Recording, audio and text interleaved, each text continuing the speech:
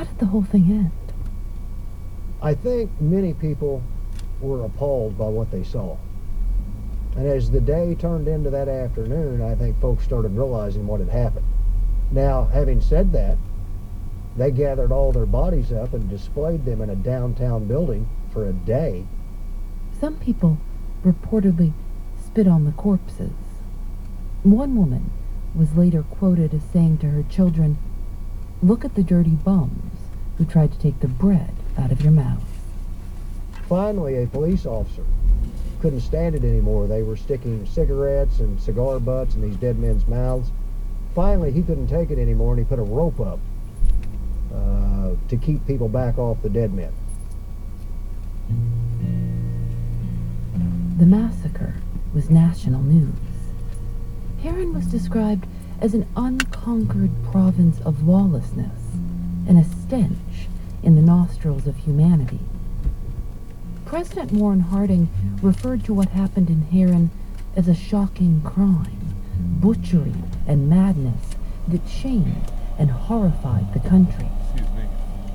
In the days following the massacre, not one person was arrested.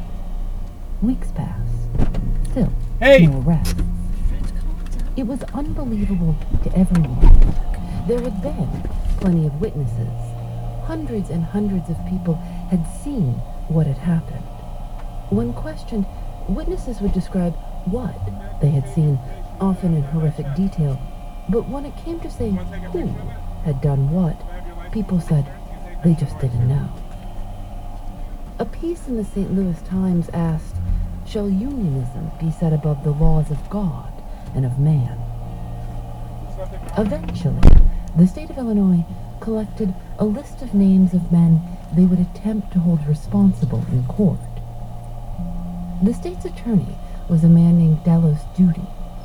The first murder trial began on November 8, 1922. Jury selection lasted for weeks because Delos Duty could not find 12 men he felt were impartial. Over the years, reports have come out that the union tried to bribe all kinds of people. Jurors said they were offered bribes. Delos Duty said he was offered a bribe. And a man from the next town over, named Anderson Man Thompson, claimed in a recorded interview with his granddaughter, the union told him to locate potential witnesses they couldn't trust and to temporarily relocate them.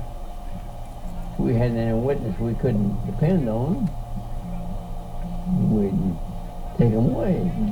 We kept them in St. Louis.